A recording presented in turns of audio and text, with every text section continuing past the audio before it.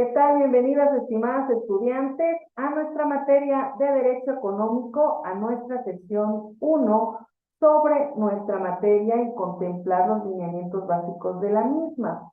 Me es grato saludarlos. Me acompañan la compañera Lisbeth y la compañera Wendy. Dentro del derecho económico, nosotros tenemos que acaparar varios puntos de vista en cuanto a la administración pública e incluso en cuanto al derecho mercantil propio. El derecho económico es una rama cuyas normas jurídicas establecidas tienen por objeto organizar, disciplinar y controlar las facultades administrativas de la administración pública e impulsar los emprendimientos de esta misma. Su servidora le proporcionó una tecnolectura acerca de qué es el derecho económico, pero sería muy productivo que me pudieran apoyar en leer esta introducción que su servidora realiza para ustedes. ¿Pueden apoyarme a alguien, por favor? Sí, el origen del derecho económico surgió a medida que las sociedades fueron creciendo y desarrollando el intercambio de bienes o servicios, por lo cual se originaron diversos métodos de transacciones. Por tal razón, el derecho económico tiene como función velar por el funcionamiento de la economía de un país. El Perfecto. derecho económico, ¿hasta ahí? No, sigan. Ah, el derecho económico busca, en términos generales, asignar al Estado un poder regulador eficiente, fomentar los mecanismos de mercado, sancionar los actos que estén fuera del reglamento establecido y concertar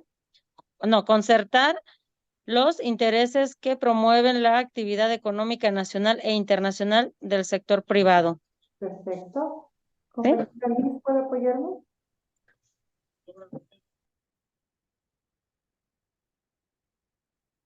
¿No tenemos audio?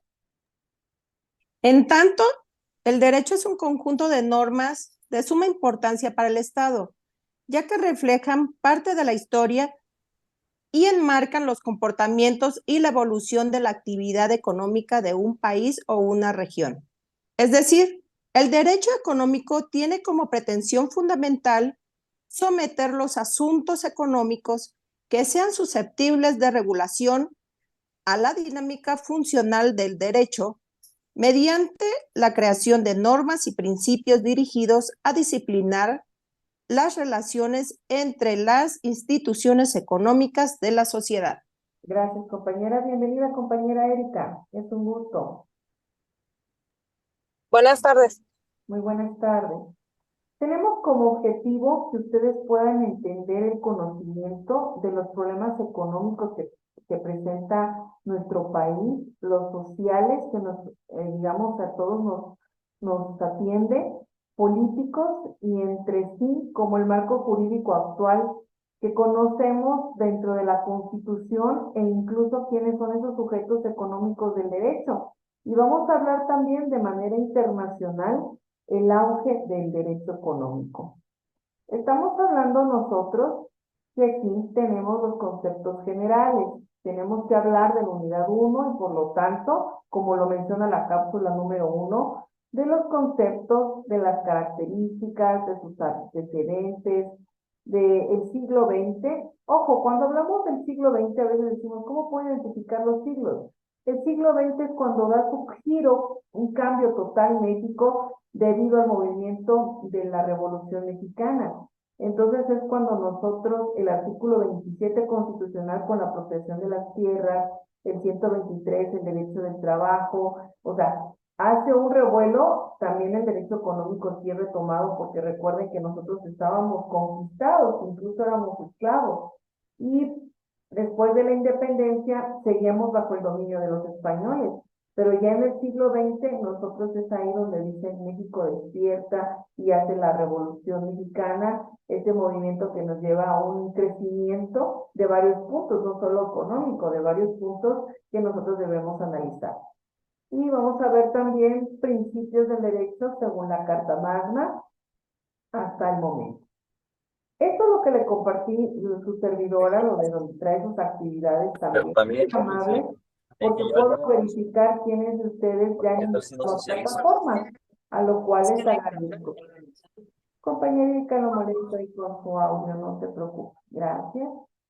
Y vamos a hablar entonces un poquito de los antecedentes del derecho económico. ¿Cómo considerar estos antecedentes en derecho económico a partir de 1810? Existen elementos regulatorios que se constituyen en antecedentes del derecho económico actual. Sin embargo, para efectos de este estudio consideramos pertinente la revisión desde 1917. Recuerden que nosotros en el derecho este año es fundamental porque es la creación de nuestra Carta Magna. ¿Recuerdan quién lo crea? Es decir, aparte del Congreso Constituyente, Venustiano Carranza fue el pilar de esta Constitución. Cuando este derecho adquiere relevancia constitucional a partir de la Carta de Querétaro, que establece la propiedad como función social, lo que les estaba comentando del derecho 27 constitucional, pilar esencial del sistema de economía mixta mexicana. Los antecedentes esenciales de nuestra disciplina pueden ser evaluados en el sentido de que lejos de postular un sistema de economía liberal, fuerza y legítima, la presencia rectora del Estado, facultándolo para planificar de forma concertada e indicativa el desarrollo económico y social de México. Ya hablamos de un desarrollo económico social a partir de 1917. ¿Qué quiere decir? Ya no estaban enfocados solo en el establecimiento económico de determinadas clases sociales, sino que incluían todo el núcleo y principalmente la clase trabajadora. Vamos, referencia. ¿Alguien me puede apoyar en este párrafo, por favor?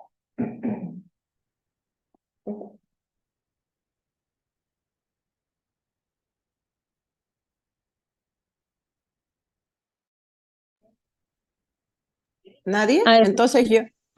y- ah, adelante, Liz. Ok.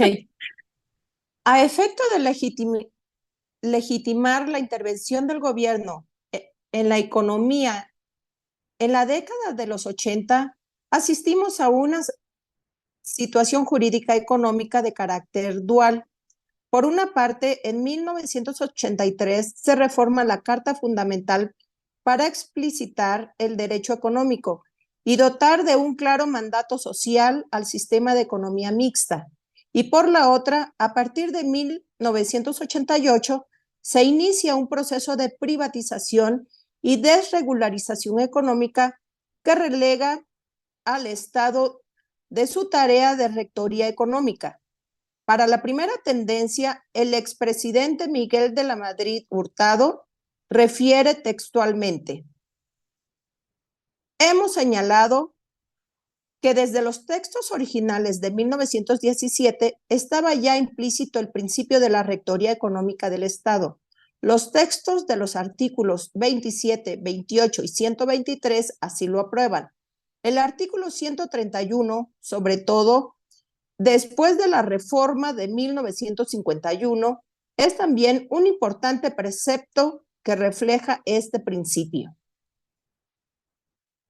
Gracias, compañera. Vamos ya asentando esos principios fundamentales del derecho económico. Gracias a esta Constitución que hoy en día tenemos todavía vigente, la de 1917, se crea el artículo 27 constitucional.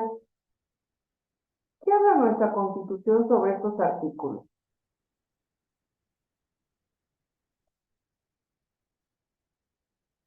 El 27, recuerden, nos hace ver el derecho a las tierras. Es decir, podemos nosotros tener derecho a las tierras de la nación, pero la nación se compromete a proporcionar la repartición de tierras de forma particular. Vemos, la propiedad de las tierras y aguas comprendidas dentro de los límites del territorio nacional corresponde originalmente a la nación, la cual ha tenido y tiene el derecho de transmitir el dominio de ellas a los particulares, constituyendo la propiedad privada. ¿Aquí es parte del derecho económico? Sí, porque el derecho económico ya hemos hablado que desde un punto de vista social, con esta Constitución que hoy tenemos vigente, la de 1917, habla que cada uno de nosotros puede realizar incluso economía productiva para nuestro país. Y si el país nos fomenta una propiedad privada con el derecho de, digamos, de explotarla, de vivir en ella, etcétera, nos estaba dando una apertura económica. Y habla también que la expropiación solo podrá hacerse por causa de utilidad pública y mediante indemnización. Recordemos que la expropiación es únicamente cuando tiene utilidad pública. Es decir, yo no puedo decirle a la compañera Liz, por parte del gobierno federal, necesito su casa porque nos va a servir para unas oficinas. Y decir, bueno, ¿y por qué no ponen las oficinas en otro lado? Pueden arrendar en otro lado. ¿Por qué? Cuando es de utilidad pública, por ejemplo, un tramo federal, una carretera, decir, bueno, estimada compañera Wendy, el resto que usted tiene allá en Puebla lo vamos a expropiar y le voy a dar tal cantidad por gobierno federal. Y la compañera Wendy pues va a decir, sí, definitivamente pues estoy consciente que lo dice la Constitución y que es beneficio de la nación y que relativamente lo puedo vender porque es mi propiedad privada. Entonces eso nos da auge a crecer económicamente, individualmente por la propiedad privada y socialmente por medio de la expropiación. La nación tendrá en todo tiempo el derecho de imponer a la propiedad privada las modalidades que dicte el interés público, así como el regular el beneficio social, el aprovechamiento de los elementos naturales susceptibles de apropiación con objeto de hacer una distribución equitativa de la riqueza. Esta distribución equitativa de la riqueza, ¿qué quiere decir? Que el gobierno nos va a dar los parámetros fundamentales para que nosotros podamos tener esa riqueza por medio de los recursos que la nación va a expropiar. Como podemos ver en el artículo 27, minas, minerales, también petróleo, etcétera, todo eso tiene que ser la distribución de la riqueza. Otro artículo que menciona nuestra tecnolectura es el artículo 28. El artículo 28 lo que es llamativo es a la no monopolización. ¿Qué significa que un artículo sea monopolizado?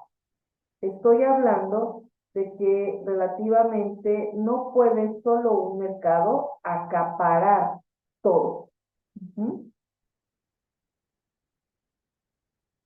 Para que exista esta riqueza justa, pues la economía debe ser distribuida de una forma justa. ¿Qué diferencia hay entre equidad y justicia? ¿Quién tiene esa noción?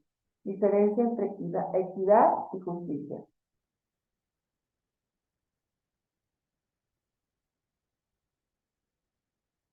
No olvidemos, mis estimadas compañeras, la equidad es darle cada uno todos por igual. Es decir, yo no puedo decir, compañera Wendy, solo a usted le voy a dar clase, en término equitativo. No, al contrario, la clase está aperturada para todos los que estén dentro de esta materia. La justicia es darle a cada quien lo que le corresponde. Ojo, no puedo darle a alguien que no me ha acreditado, por ejemplo, es que yo soy dueño. Ah, perfecto. Pero justamente, ¿quién es el que tiene el título de propiedad? Eso significa justamente. Y por eso en el 28 existe esta prohibición monopólica para que nosotros podamos, como consumidores, o bien como comerciantes, o bien como ciudadanos, no solo una empresa acapare el mercado. ¿Quién puede apoyar en el artículo 28, por favor?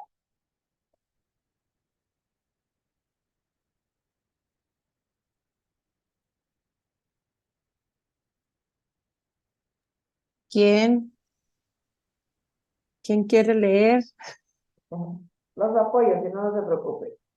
En los Estados Unidos mexicanos quedan prohibidos los monopolios, las prácticas monopólicas, los estancos, las condonaciones de impuestos, es decir, ay, compañera Wendy, ¿usted porque es trabajadora federal no va a pagar?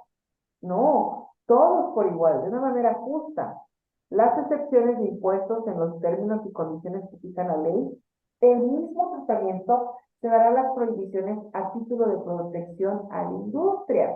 En consecuencia, la ley castigará severamente a las autoridades y perseguirán con eficacia toda concentración o acaparamiento en una o pocas menos de artículos de consumo necesario y que tenga por objeto obtener el alza de los precios. Todo acuerdo, procedimiento o combinación de los productores industriales, comerciantes o empresarios de servicios, es decir, todos tenemos una función. ¿Sí? O eres prestador de servicios, o eres servidor público, eres comerciante, pero, trabajas en una empresa. De cualquier manera haga para evitar la libre concurrencia o la competencia entre sí, o para obligar a los consumidores a pagar precios exagerados y en general todo lo que constituya una ventaja exclusiva indebida a favor de una o varias personas determinadas y con perjuicio del público en general o de alguna clase social.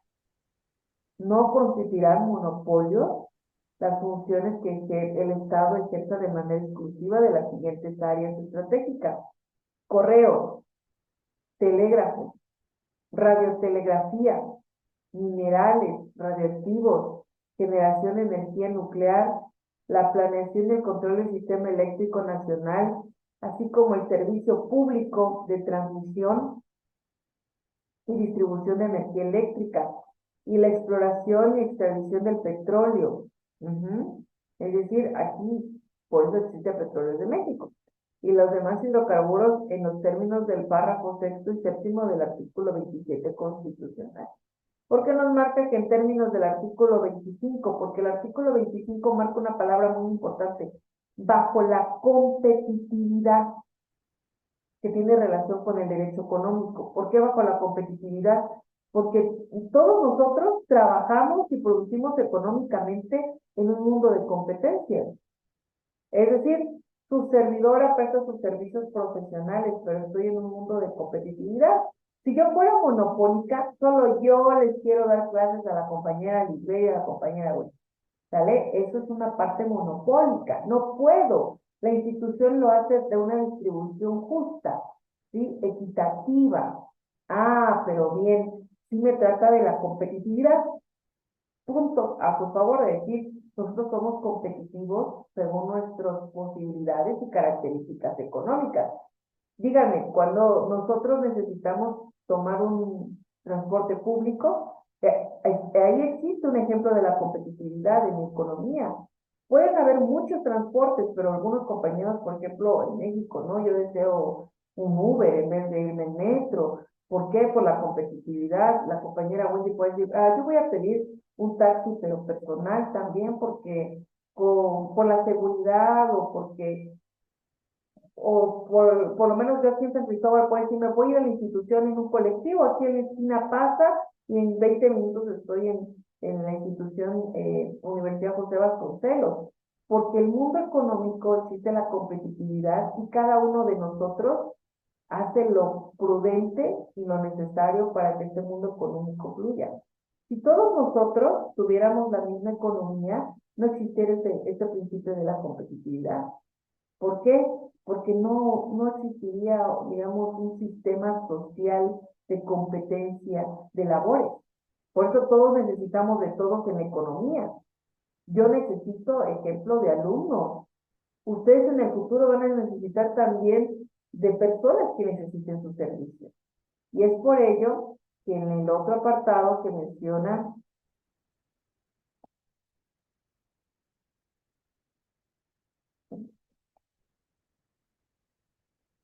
hablamos del 27, del 28 y el 123.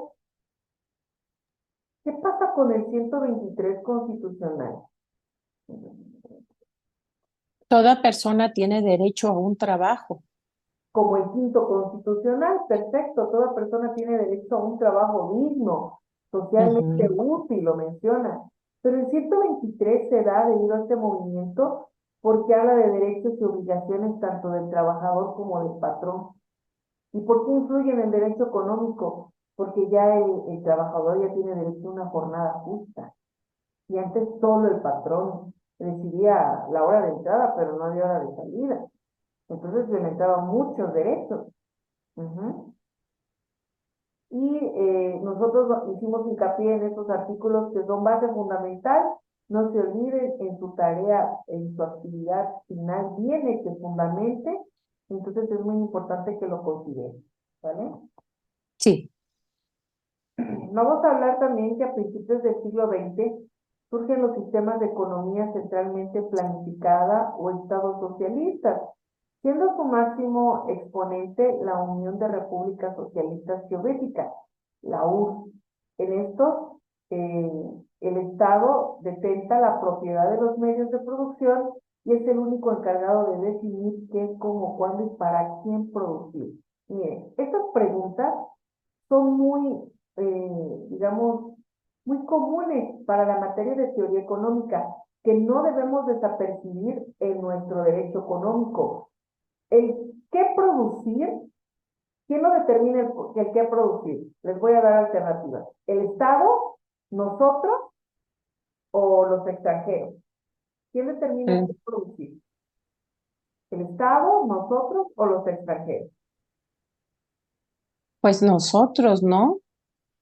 El Estado.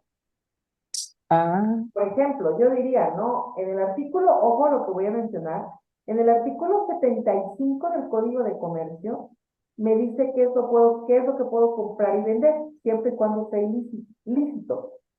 Pero resulta que, por ejemplo, yo veo que se vende muy bien este, el marihuanol y productos de marihuana, y yo no consumo, pero se vende muy bien, ¿no? Entonces, el Estado dice, detente, eso no lo puedes hacer, no puedes estar realizando eso porque el artículo 75 lo infringe. Entonces, el Estado, en pocas palabras, me está diciendo qué es lo que puedo y no puedo realizar en la economía, en el qué producir. ¿Para quién producir? Hay una pregunta que se llama oferta y demanda. ¿Sí? ¿Qué producir? No vamos a producir, por ejemplo, a veces en el lugar donde habitamos nosotros, los bikinis, lo de short, lo de surfear, pues no es vendible, digamos, no es competencia, porque no estamos, como por ejemplo los que viven en Veracruz o zonas fronterizas donde llegan islas o parte del mar. Bueno, entonces debo hacer un estudio para saber qué voy a producir.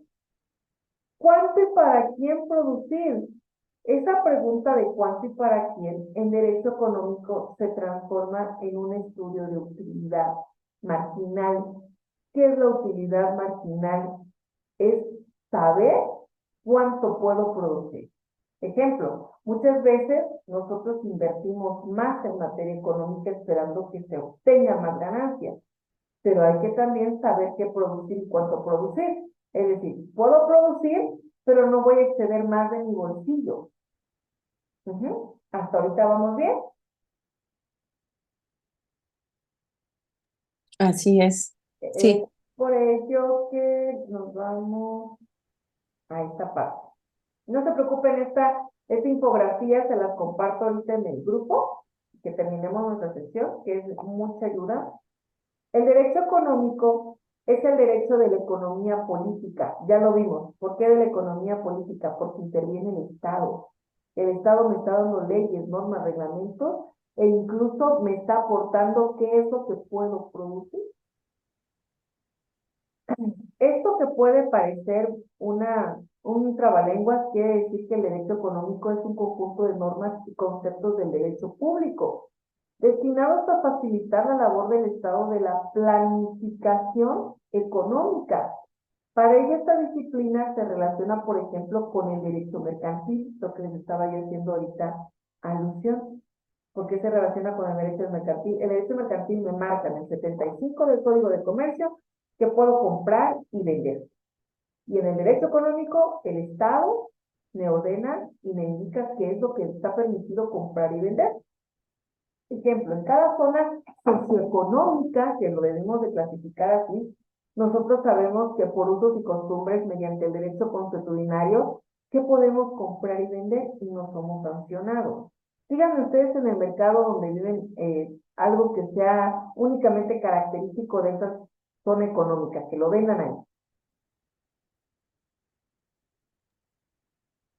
Por ejemplo, en las zonas costeras venden mucho marisco. Ujú. ¿Podría ser algo así? Pero tenemos acceso todos a comprar marisco. Creo que ya en México llega el marisco. Compañera Wendy, ¿dónde me decía? ¿Yo? De Chetumal. Chetumal. También llega el marisco. Dígame, ¿qué Ujú. puedo conseguir en Chetumal que es de derecho que el Estado dice? Normal, no hay. El caracol. Perfecto. Sí, ejemplo, el caracol. El caracol en otros estados está prohibido. Ujú. Exacto. Ujú.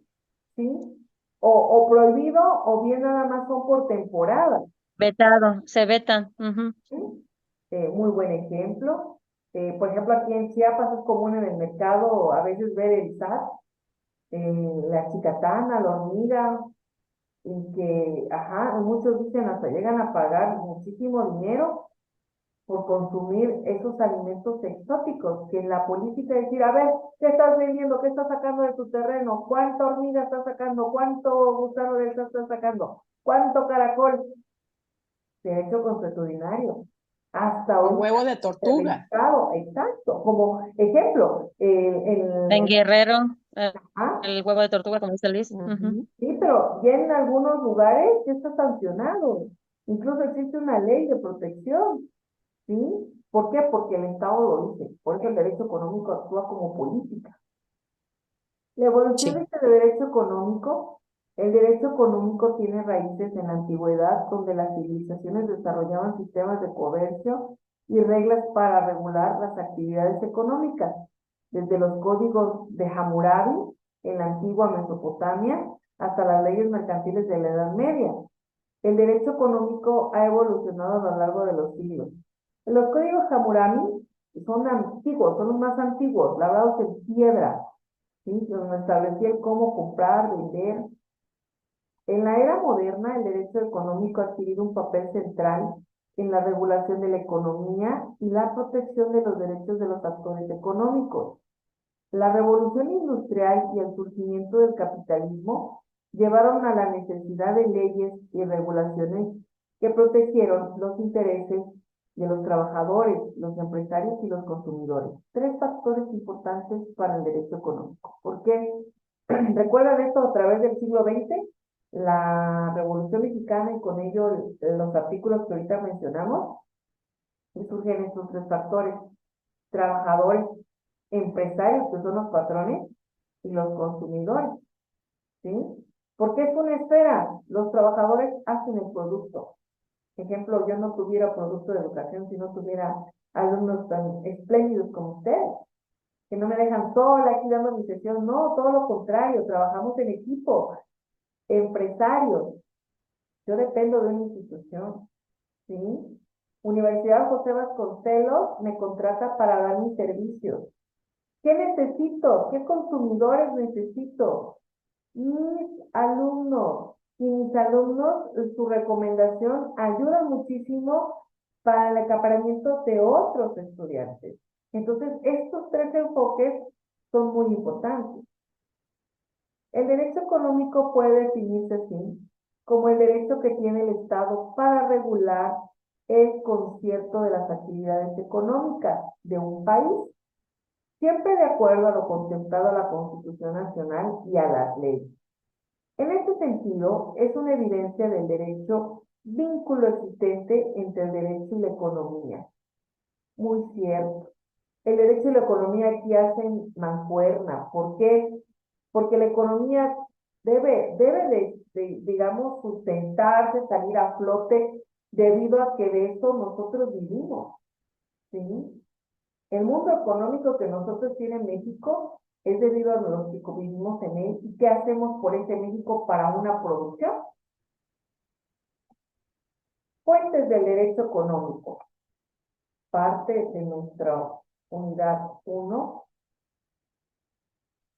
Fuentes del derecho económico son los principios económicos basados, contemplados en la Constitución. Sus fuentes primarias son los principios mismos que orientan el sistema económico de una sociedad. Es decir, las leyes que constituyen el orden público, económico, y junto a ellas los lineamientos de los tratados internacionales suscritos por la nación. ¿Cuáles son las fuentes del derecho? fuentes reales, Y fuentes formales, ajá, y las fuentes históricas.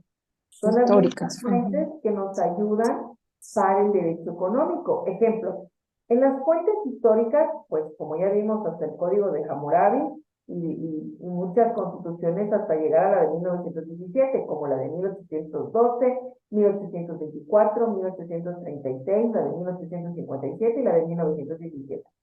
Son fuentes históricas.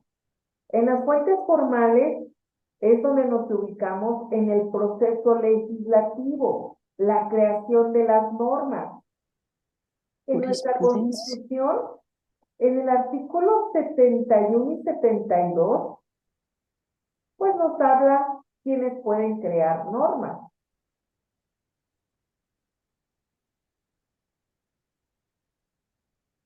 Aquí tenemos. Desde la República. Ajá, por favor, ¿me puedo apoyar? El derecho al iniciar las leyes de decretos compete, 1, al presidente de la República, 2, a los diputados y senadores del Congreso de la Unión, 3, a las legislaturas de los estados de la Ciudad de México y ahí sería 4, los ciudadanos en un número equivalente por lo menos al 0.13% de la lista nominal de electores en los términos que señalan las leyes. Perfecto, es decir, La ley del Congreso. ¿Hasta ahí? Ok. sí, muchas gracias. Porque recuerden que la función que tienen tanto el Congreso de la Unión y la Cámara de Origen y la Cámara Revisora es, si la Cámara de Origen es la de diputados, ¿cuál es la Cámara Revisora? Los senadores, ¿no?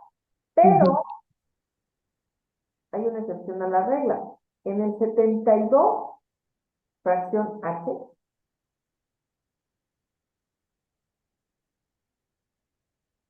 ¿puede alguien apoyarme, por favor? Fracción H. Dice, la formación de las leyes o decretos puede comenzar indistintamente en cualquiera de las dos cámaras, con excepción de los proyectos que versaren sobre empréstitos, contribuciones o impuestos, o sobre reclutamiento de tropas, todos los cuales deberán discutirse primero en la Cámara de Diputados. Perfecto. En el punto de las fuentes, gracias compañera. Bienvenida compañera Cirino, es un gusto saludarla. Dentro del punto de las fuentes formales que estamos ahorita del proceso de la creación de las leyes, este punto nos interesa a nosotros porque recuerden, ejemplo, los empréstitos son los préstamos que se hacen de estado a estado o de país a país. Materia económica nos afecta, las contribuciones, impuestos nos afecta. ¿Por qué?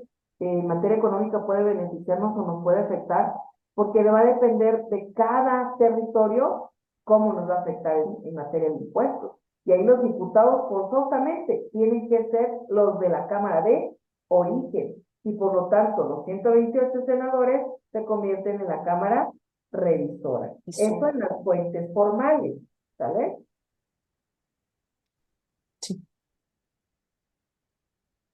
Hay unas fuentes formales. Ahora, en las fuentes reales, no olvidemos que las fuentes reales es tiempo, espacio, ¿sí?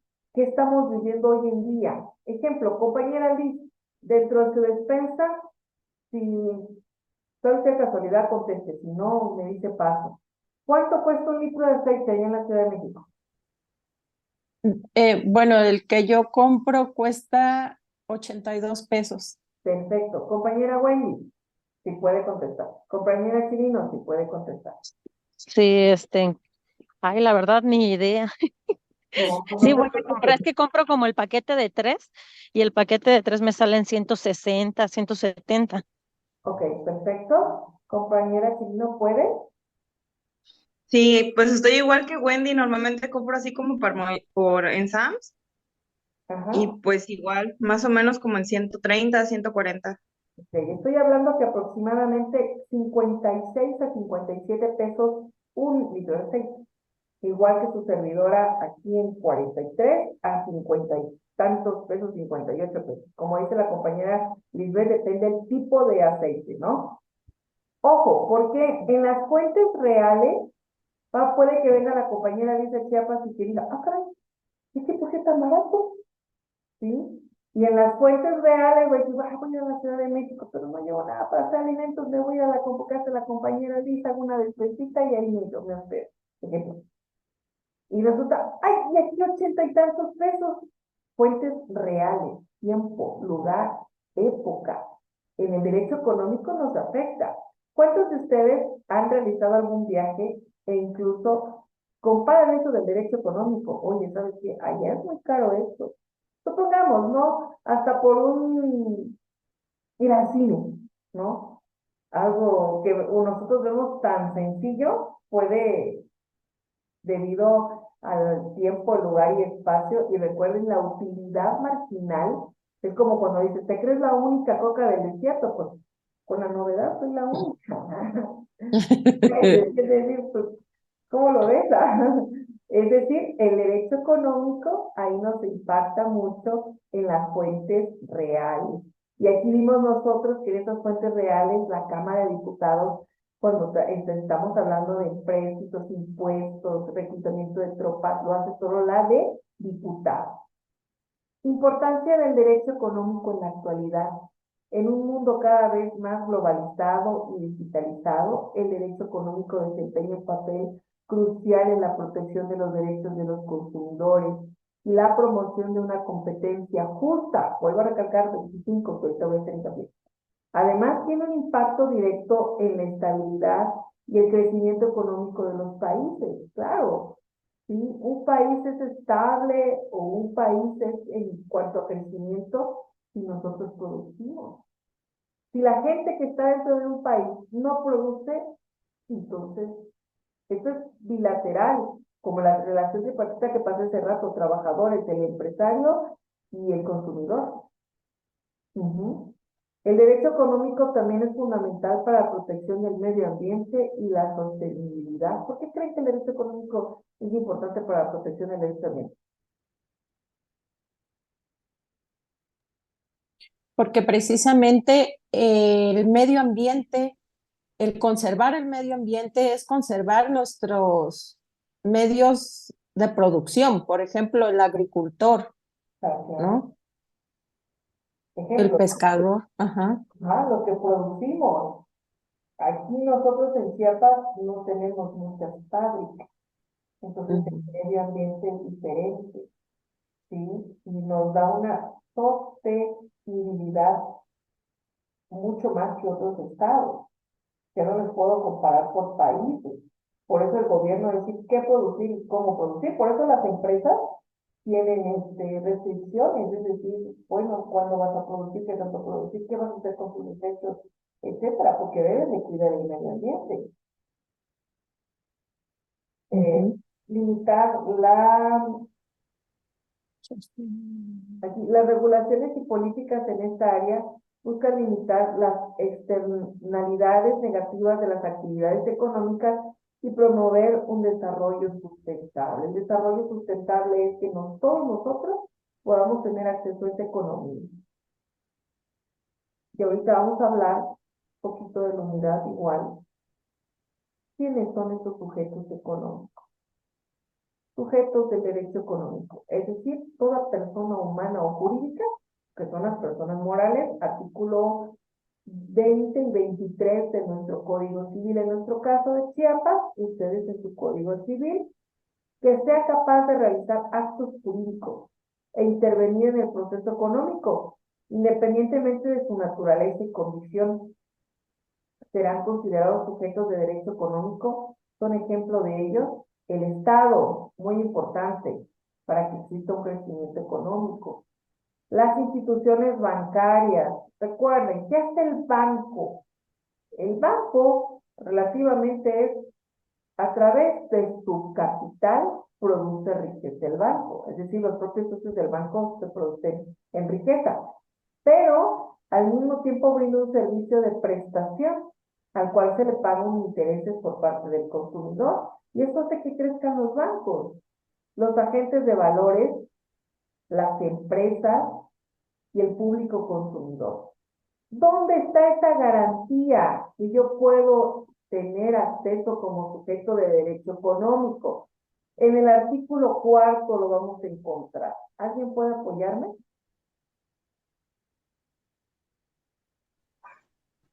Las personas que accidentalmente, con o sin establecimiento fijo, hagan alguna operación de comercio, aunque no son en derecho comerciantes, quedan, sin embargo, sujetos por ella a las leyes mercantiles. Por tanto, los laboradores y fabricantes, y en general todos los que tienen planteados almacén o tienda en alguna población para el expendio de los frutos de su finca o de los productos ya elaborados de su industria o trabajo sin hacerles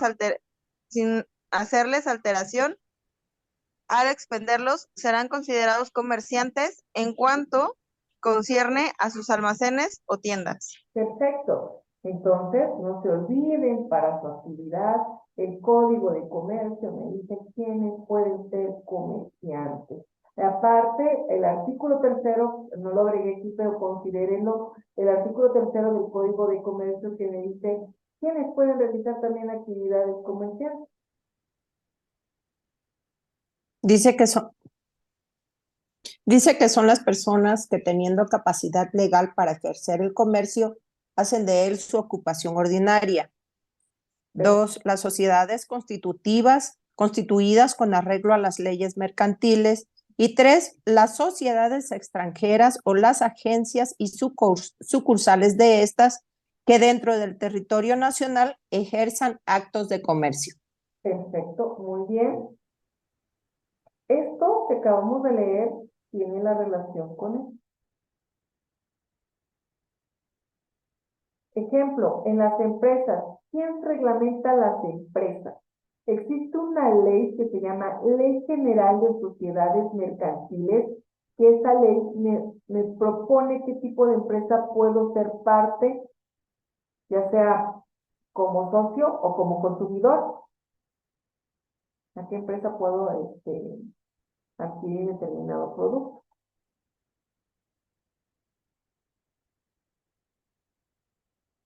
Y antes de que hable yo de esta economía internacional, tengo que hacer hincapié en el artículo 25 de la Constitución, porque tanto que hemos hecho referencia a la competitividad en utilidad.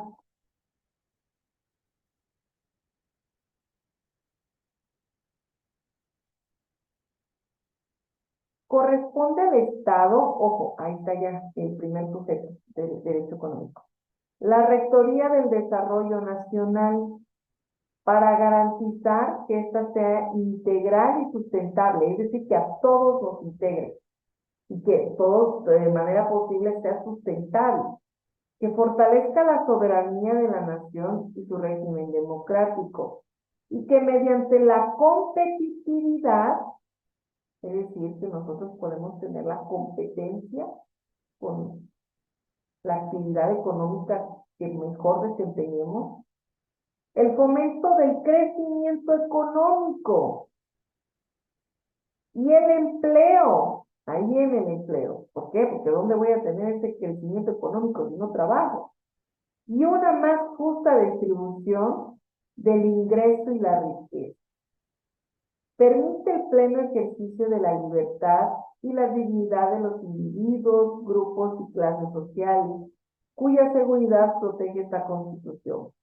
La competitividad se entenderá, hasta la definición trae, como el conjunto de condiciones necesarias para generar un mayor crecimiento económico, promoviendo la inversión y la generación de empleo. Todo Estado, para que pueda ser productivamente económico, debe de invertir y debe de generar empleo.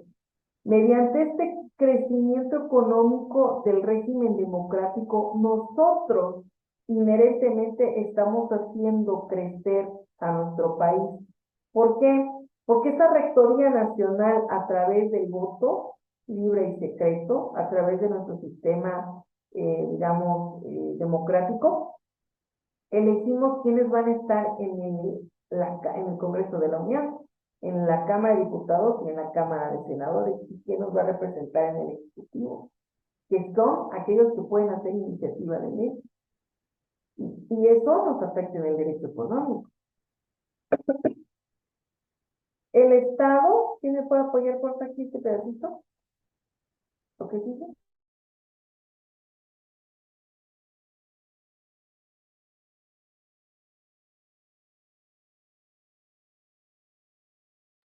El Estado velará por la estabilidad de las finanzas públicas y del sistema financiero para coadyuvar a generar condiciones favorables para el crecimiento económico y el empleo.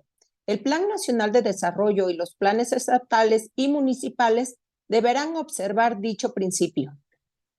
El Estado planeará, conducirá, coordinará y orientará la actividad económica nacional y llevará al cabo la regulación y fomento de las actividades que demande el interés general en el marco de libertades que otorga esta Constitución. Perfecto, mi estimada. No se les voy a olvidar asentarlo en nuestra actividad. Sí, gracias. El desarrollo económico nacional ocurrirá con responsabilidad social, es decir, nos incluye a todos, el sector público, el Estado, el sector social por grupos sociales e incluso de trabajo, el sector privado, empresarios, sin menoscabo de otras formas de actividad económica que contribuyan al desarrollo nacional. El sector público tendrá a su cargo de manera exclusiva las áreas estratégicas que se señalen en el artículo 28, la no monopolización, que lo hemos visto. Manteniendo siempre el gobierno federal, la propiedad y el control sobre los organismos y empresas productivas del Estado, que en su caso se establezca. Nosotros vamos a estar analizando el mismo.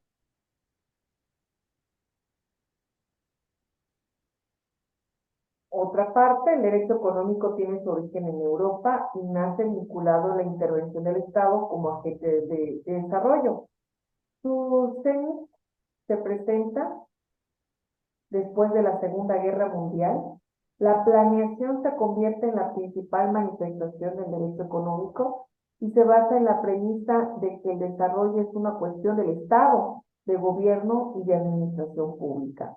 Mediante la planificación, entre otras cosas, se busca beneficiar a ciertos subconjuntos, clases, grupos, sectores, ramas, regiones, en el seno del conjunto social de modo desigual respecto de otros que resultan postergados o perjudicados. El derecho económico fue implantándose rápidamente en diversas áreas tradicionales del derecho, tales como el derecho civil, mercantil e incluso penal, y dio origen a otras nuevas, tales como el derecho industrial. O sea, gracias al derecho económico se vienen estas ramas, derecho industrial, ambiental y de competencia. Y en el industrial tenemos este pedacito, parte del derecho económico internacional. Por su parte, el derecho económico internacional es una rama del derecho internacional que se ocupa de normar las relaciones comerciales y mercantiles entre los entes públicos y privados de los distintos países del mundo, de acuerdo a los lineamientos y especificaciones de los tratados internacionales que dichas naciones suscriban. Se ocupa de regular intercambio de bienes, servicios, porque esto es el derecho económico, por eso tiene una relación con derecho mercantil. Porque el derecho mercantil me dice, ¿qué puedo crear? Y el derecho económico me dice, mira, el Estado te dice cuáles son esos lineamientos.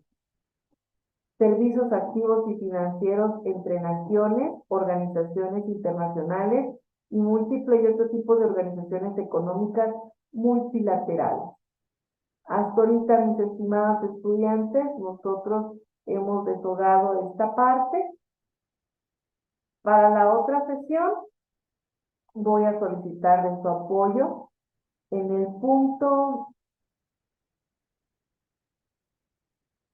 de la política monetaria. ¿Qué es la política monetaria? De hecho, en foro, si pueden comentar de la misma. Y también el derecho de los asentamientos humanos.